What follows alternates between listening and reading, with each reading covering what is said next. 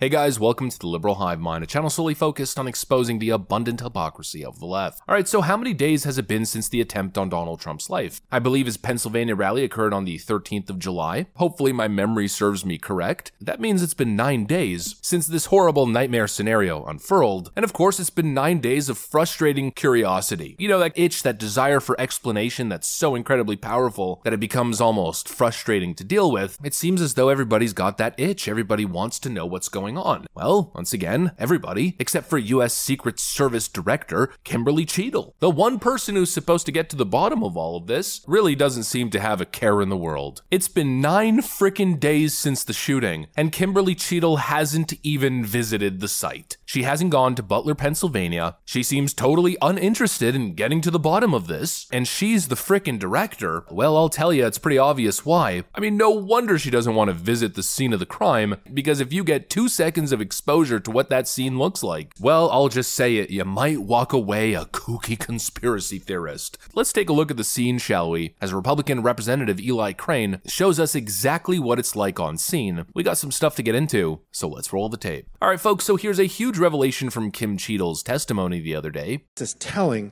as it is chilling. We have satellite images from the Butler Fairgrounds. Have you visited the site? No, I have not. 9 days and you have not visited the site. You should have been there that night. Did you talk to, that evening, did you talk to the team, the heroes that surrounded the president? Did you call them that night? They were still operational work. So that's an answer is no. Did you call them the next day? President. Yes, I spoke with You called them the very next day, not the day of, or was it 72 hours after? I don't know the timeline, but I spoke with them. Okay, because you're under oath. Immediately following. I think it was 72 hours after. You waited 3 days. What is immediately clear is that there are a number of structures that need to be secured. Of these, Director, other than the first, immediate 4, what's the most dangerous site that should have been secured? Because Security 101, you got to mitigate the high ground. Yes. Okay. Do you know what the next most dangerous site, what was the closest structure to the president, other than the 4 immediate ones that you had your counter sniper teams on? There are a number of structures around that event site. You know who the shooter knew? The shooter has visited the site 2 more times than you have, and he had a drone, and he picked the AGR building. So you said, do you remember in an ABC interview you did that you didn't have people on the roof of the AGR building because you were worried about safety because of the slope? I recall that statement. Okay. Does the Secret Service have written policy you can share with us about slope roofs? No. Okay. So why'd you act like there was one? Because is it your practice to comment on enormous events of enormous national implications when you're ignorant of the facts? That's rhetorical. So here's this thing with the slopes. You go all up to like 1812, you can go to a 112, which is about as flat as you can get without it being completely flat. And you're saying that there was a danger, safety concern there, but the problem is, Director, you put your counter snipers on a 312 roof, which is steeper than the 112. And by the way, the 112 is ADA compliant. You can build a ramp for a wheelchair on a 112 roof. So these are nothing but pathetic excuses, and they make no sense, and they're a bunch of cow dung. All the law enforcement I've spoken with over the last 9 days are amazed that the AGR rooftop was not secure. And you want to know why? Because it's dangerous.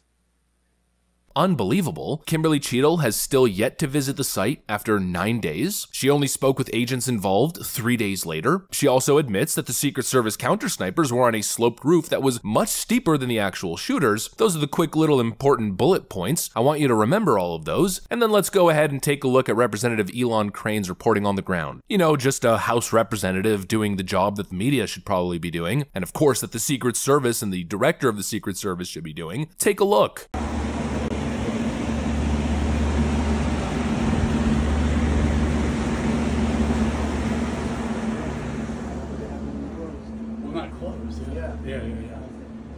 Alright guys, I'm up here on the building where the supposed sniper took his shot. It's not that steep at all. We just had a 70-year-old man back here climb up on the roof easily. See that water tower behind me? Had Secret Service or anybody had sniper teams up there, this guy wouldn't have made it 5 feet up this roof. He would have been taken out. Behind me, you see the windows that Secret Service was supposedly in the second floor of this building behind. makes you wonder why they weren't able to quickly dispatch the individual. And then behind me, back over here where those red roofs are, that's where the stage was set up. That's where the president was giving his speech from. A lot of questions here in Butler, but we look forward to doing oversight and getting to the bottom of it and making sure it never happens again. Just play the frickin' meme.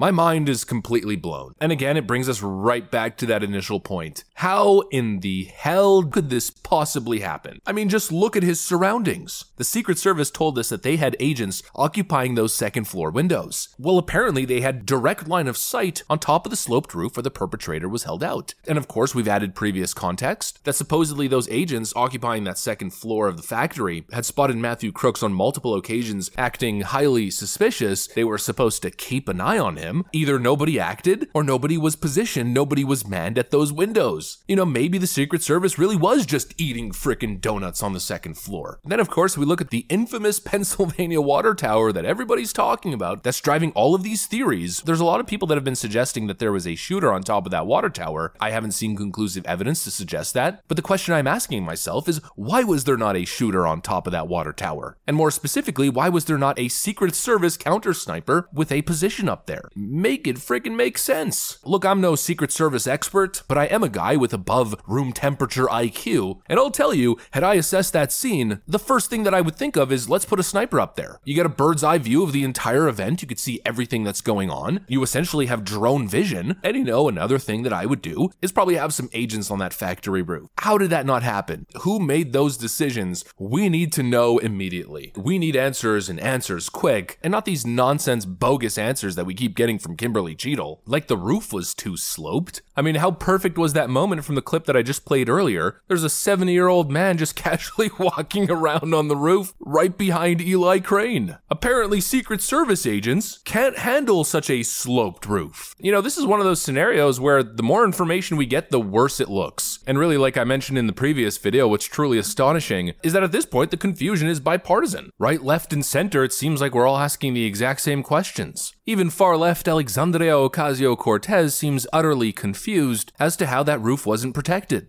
The individual used an AR-15 in order to act out his assassination attempt.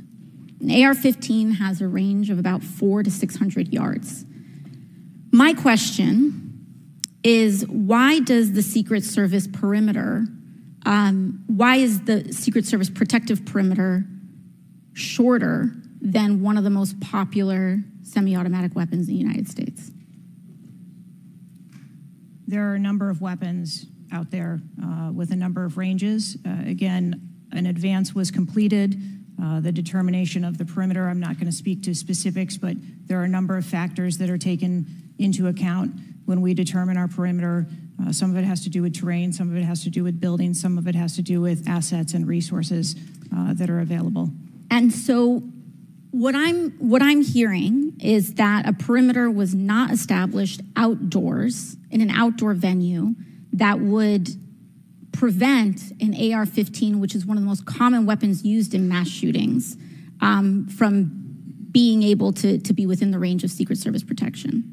Look, I can't believe I'm saying it, totally unexpected, but AOC actually asked a good question. An AR-15 has a rough range of around 400 to 600 yards. How was the #1 clear perimeter security threat, roughly I think 150 yards away from where the president was speaking, how was that roof left unmanned? Obviously, none of it makes sense. Even the Democrats don't get it. The official response is total bogus. I'm gonna take a quote from Ilhan Omar, except I'm gonna use it in a context that isn't totally offensive and ridiculous and anti-American. You know, somebody clearly did something here. Either Kim Cheadle and her DEI hires are the most incompetent, least strategic thinkers on this freaking globe, or somebody did something and that roof was purposely not secured. How else can you explain what happened at that Pennsylvania rally? Anyways, not much of a different conclusion than every other video. More information, more perspective, more visual on what happened and what the situation was, and more head scratching, asking the same question, how? That's what I got for you guys. Thanks for watching, and I'll see you on the next one.